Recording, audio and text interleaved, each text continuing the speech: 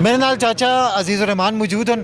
तो चाचा मैं दस्यो महंगाई लोगों की कमर तरोड़ छुड़ी है, लोग गुरबत नाल मरदन पे, ते हुक्मरान ने बड़िया बड़िया गड्डियां में फिरया तो लोगों ते जुल्म किया, दड़े दड़े पेट्रोल महंगा किया, आटा महंगा, चीनी महंगी, कोई चीज़ आवाम की पहुँच तक है ही नहीं। तुसी क्या आखना चाहते हो इस बारे में? असी आखना चाहते हाँ पेट्रोल भी सस्ता करो, महंगाई भी खत्म करो, जो बाहर पैसा तुसा खड़े जाए बड़िया बड़िया जालमा वो भी अपने मुल्क पहचान के लाओ, अवाम बचाओ।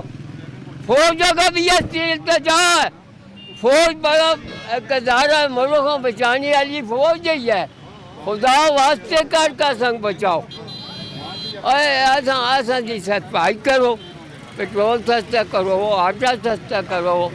देखो ये मांझ है क्या है, ये माजिद है सामने पर्दे हाँ जी, कसाई है, ये है पा गोश्त होता है, ये आदि नाश तो बकाया 1100 की किलो तोड़ को चाह देंगे किलो, उसका वास्ते नहीं, उसको पिछो 11-12 लाख की चाहिए। अल्लाह का ना इस मुल्क को बचाओ।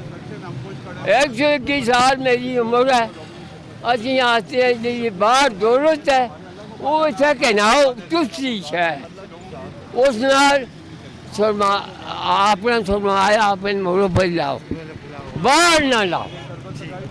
असली ना धर्म करने अगर नहीं कर लगता, ईरान की मदद करो, सब लग गया ईरान की मदद, करबला की जातियों की मदद, इमाम हुसैन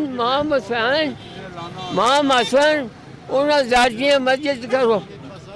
तुसा सुनिए गरीब शहरी दी दाद रसी करने वास्ते हुकूमत चाहिए कि कोई ना कोई स्टेप चाहे। तुसा ना बहुत शुक्रिया।